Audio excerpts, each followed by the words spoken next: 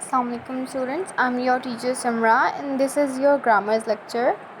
So today we are about to start our new unit number 10, which is prepositions. So first of all, write date, which is 7th July 2020, C.W for classwork, and the day is Tuesday. So look at the pictures, read the sentences. So this chapter is actually about prepositions. What are the prepositions? Prepositions are written before the noun to tell the position of noun. Okay, like position. Pre means pehle. Position, it is made of two words, pre and position. Pre means पहले, position means जगह बताना. तो ये noun से पहले लिखे जाते हैं उसकी जगह बताने के लिए कि नाउन आखिर है कहाँ पर. Look at the pictures, read the sentences. इन पिक्चर्स को देखें और सेंटेंसेस रीड आउट करें. The books are on the shelves. ये बुक्स शेल्व्स के ऊपर हैं. लुक, बुक्स के बारे में बता रहे हैं. कहाँ पर हैं बुक्स? शेल्व्स के बात है. शेल्व्स के ऊपर हैं तो हमें क्या पता चल रहा है? बुक्स की पोजीशन पता चल रही है कि बुक्स कहाँ हैं. ओके, ऑन क्या हो गया हमारी preposition.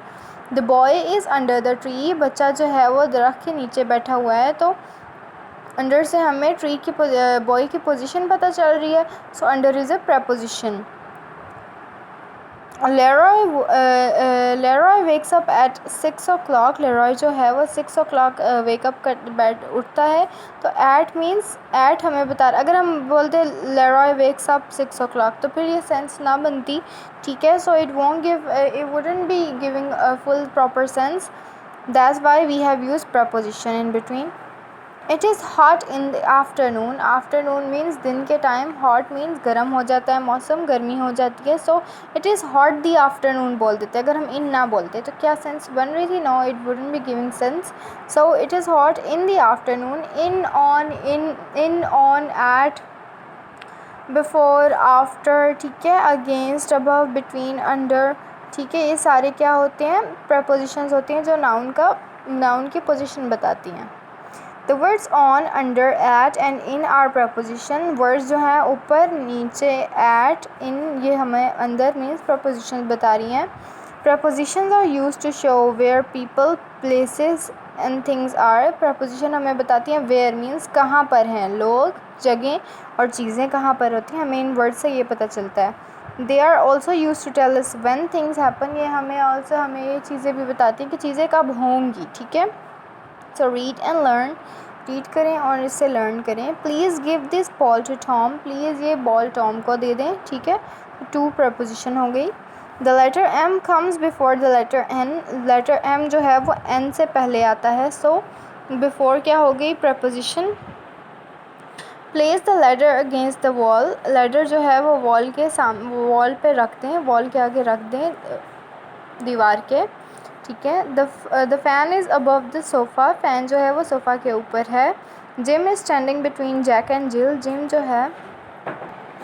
The cat is sleeping under the table. Cat जो है वो टेबल के नीचे सो रही है. सो उसमें अंडर क्या हो गया? Under is preposition because it is defining where the cat is. Okay, it is telling us. Exercise number 22. Underline the correct word. Write out the sentence. Correct word को underline करें और जो sentence बनता है वो लिखें. So he lives on or in Hong Kong. Okay, वो Hong Kong में रहता है. तो on का मतलब है ऊपर, in का मतलब में. सो prepositions बेटा दो तरह से आप कर सकते हैं. एक तो जो ऑब्वियसली आपको पता है कि एक preposition यूज़ होगी. दूसरा आप देख भी सकते हैं पिक्चर में कि पिक्चर में क्या हो रहा है. ओके, जैसे कंट्री में रहने के लिए हमेशा इन यूज़ होता है. ये obviously you know it, this is very obvious to you कि कंट्री में जैसे आई लिव इन पाकिस्तान में आई लिव ऑन पाकिस्तान तो नहीं लिख सकती. ठीक है, कुछ चीज़ें ऑब्वियसली आपको पता होती हैं और कुछ चीज़ें आपको पिक्चर में देखनी पड़ती हैं. ही लिव्स ऑन और in Hong Kong. He lives in Hong Kong. Okay, underline the word in and write it. Please give this book dash Sharon. Sharon को ये बुक दें. Please give this book to Sharon. At means ऊपर, to means उसको. Please give this book to Sharon. The new year comes shortly before after Christmas. Christmas is an event of celebrated by okay, Christmas is a festival और event celebrated by the Christians. ठीक है, Christians का एक event होता है जैसे हमारी ईद होती है उस तरह से. सो वो कह रहे हैं कि न्यू ईयर जो है वो क्रिसमस के बाद आता है। ओके, ये आपको पता होगा, ठीक है, या नहीं भी पता तो मैं बता रही हूँ। So the new year comes shortly after Christmas, new year जो है वो क्रिसमस के थोड़ी देर बाद आ जाता है। I put my hand in और on the tap and turn it, मैं अपना हाथ टैप पर रखती हूँ उसको टर्न करने के लिए, मीन्स मैं नलके पर अपना हाथ रखती हूँ उसको ऑन करने के लिए। इन का मतलब है अंदर, तो हम नलके के अंदर तो हाथ नहीं रख सकते ना। Father returns home on or at 7 o'clock. So kids, whenever we are talking about definite times, is 7 o'clock, 8 o'clock, 1:30, ठीक है, 1:30, okay. So we always use at, okay. The father returns home at 7 o'clock. The letter A comes before the letter before और after the letter B.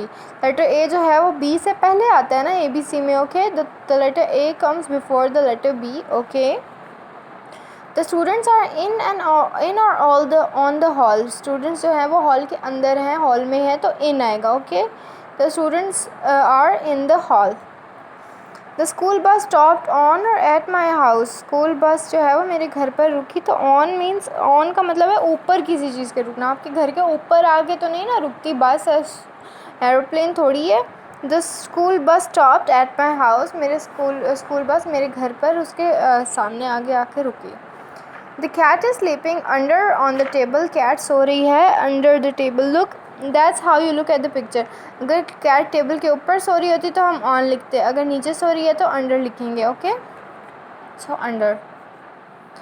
The man is leaning against और below the tree, against mean किसी साथ take लगा कर बैठना, तो man जो है वो लीनिंग मीन लेटा हुआ है against the tree, against means टेक लगा के। जैसे whenever I tell you don't stand against the wall, means wall के साथ टेक लगा कर मत खड़े हो, उस पर निशान पड़ जाएंगे, the way teachers instruct you in the school, okay.